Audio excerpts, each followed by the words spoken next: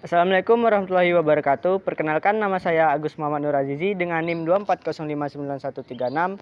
Saya dari Prodi Manajemen Fakultas Ekonomi dan Bisnis Universitas Negeri Padang. Pada kali ini saya akan mewawancarai pemilik usaha yang termasuk ke dalam pasar monopolistik dan menganalisis usaha tersebut berdasarkan karakteristiknya.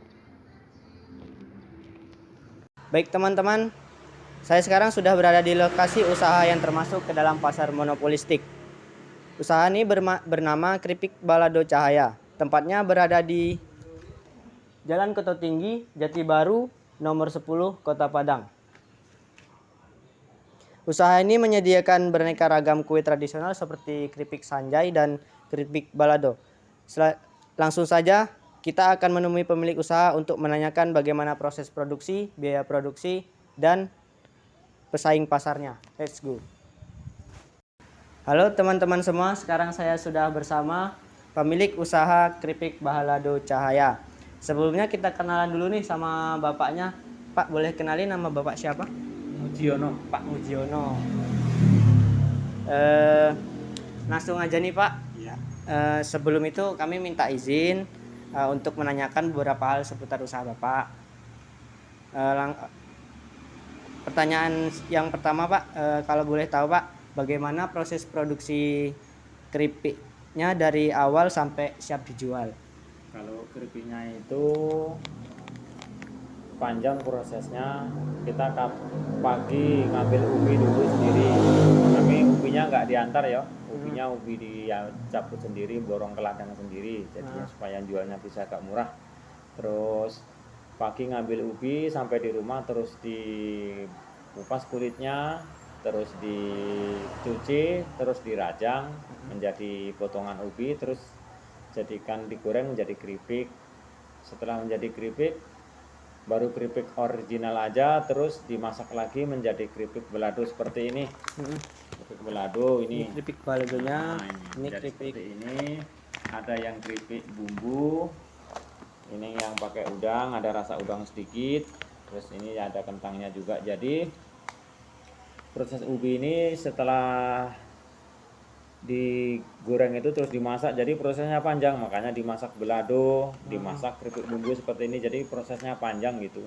Jadi kerjanya banyak, jadi nggak setiap orang mau kerja keras gitu.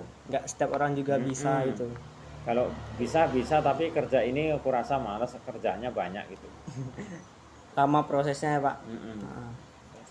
Apalagi? Mungkin selanjutnya Pak, kalau boleh tahu berapa biaya produksi keripiknya dari bahan mentah sampai bahan siap saji Pak?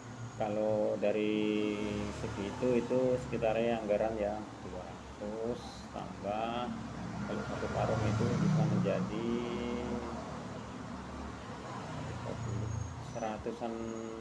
30 bungkus dalam satu karung ubi itu. Jadi cabenya sekitar 5 kilo. Adalah kurang lebih anggaran sekitar 1,5 juta. 1,5 juta Pak.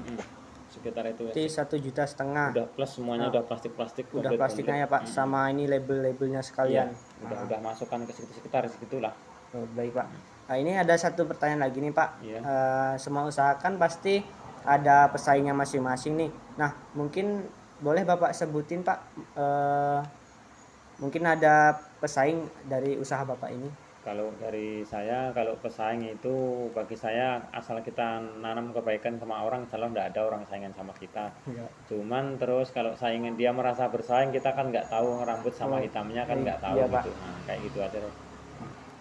Baik Pak, mungkin hanya itu saja pertanyaan dari saya. Mungkin sebelum kita akhiri nih teman-teman, boleh Bapak kenalin dulu nih produk-produk kue Bapak yang Bapak produksi. Ini mungkin teman-teman ada apa namanya Pak? Kerupuk jangik balado. Kerupuk jangik balado. Ini ada lagi. Ini yang keripik ubi. Ada bumbu.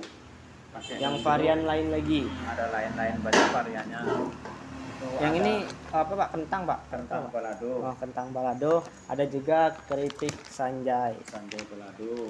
Terus itu ada pisang balado ada Oh, juga. pisang balado juga ya, Pak. Ada di belakang abang itu. Jadi Bapak bukan hanya produksi keripik balado, melainkan banyak yang diproduksi selain membuat keripik balado. Iya.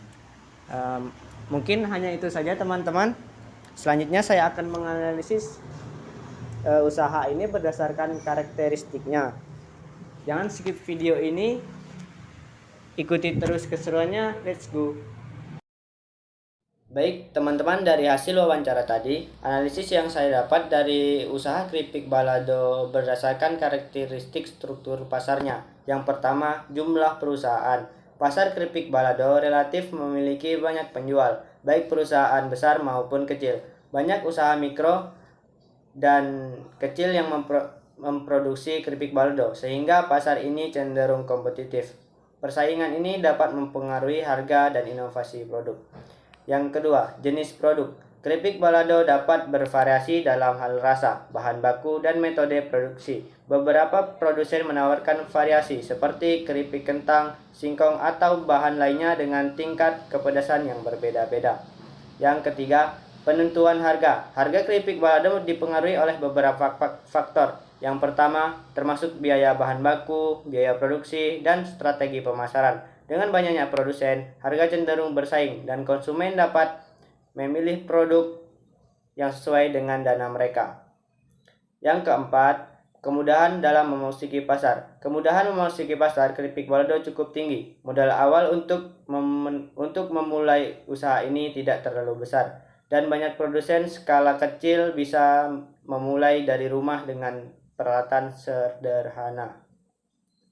Yang kelima, karakteristik pembeda. Karakteristik pembeda dari usaha keripik balado ini yaitu mencakup rasa unik, kualitas bahan baku, dan keunikan kemasan.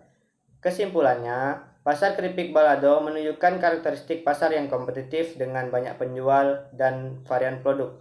Penentu harga, kemudian memasuki pasar, dan karakteristik pembeda menjadi faktor penting dalam kesuksesan usaha ini. Sekian dari saya, wawancara dan analisis struktur pasar berdasarkan karakteristiknya. Apabila ada tutur kata yang salah, saya minta maaf. Mini vlog ini saya buat untuk memenuhi tugas ujian akhir semester dari mata kuliah Ekonomi Mikro dengan dosen pengampu Ibu Astri Yuzasari, SEMM. Saya akhiri. Wassalamualaikum warahmatullahi wabarakatuh.